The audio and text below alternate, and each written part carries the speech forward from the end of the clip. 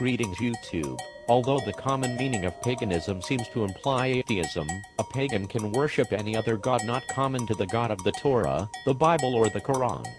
This also includes those who worshipped gods before the advent of the Judeo-Christian religions. As Mortimer Adler put it, Socrates, Plato, and Aristotle, Marcus Aurelius, Epictetus, and Cicero were Western pagans. The Western peoples of pre-Christian antiquity were all pagans in the sense defined.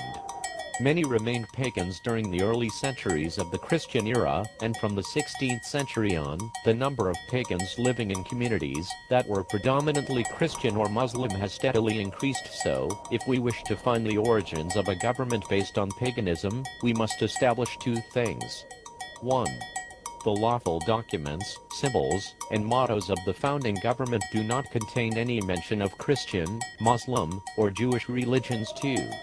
The documents, symbols, and mottos of the founding government describe pagan deities and concepts. Since the government in question involves the founding documents and symbols of the United States of America, we must satisfy the above two criteria with evidence for paganism and a lack of evidence for Christianity, Judaism, or Islam. This becomes ever more interesting in light of the recent religious right movement in their attempt to convince citizens that the American government derived from Christian principles. The inspiration for creating this article came from deceptive claims by right-wing Christians about Moses and the Ten Commandments depicted on the Supreme Court building and other state courthouses. More about this below. This article shows their error by examining the very documents establishing the United States of America, the Declaration of Independence and the Constitution, and the symbols and mottos used by the early Americans. In every case, paganism prevails and Christianity does not. In fact, paganism reveals itself so predominantly that it should give the reader pause to consider the power of Christian propaganda to deceive and disguise these obvious facts for so long.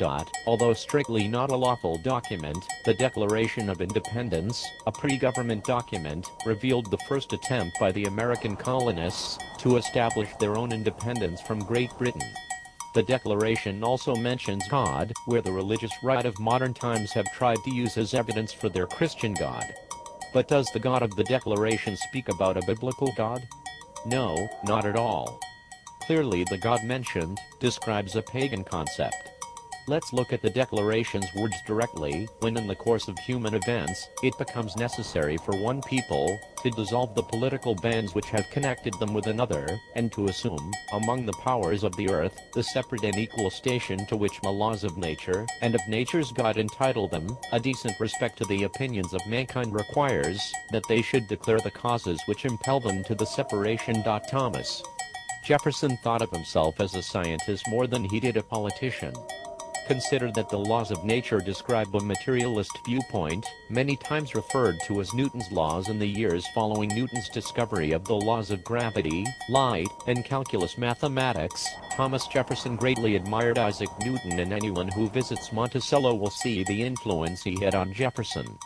Clearly Jefferson intended nature's God not to refer to the personal God of superstitious Christianity, but of a physical God of nature, the laws of physics, nature's God.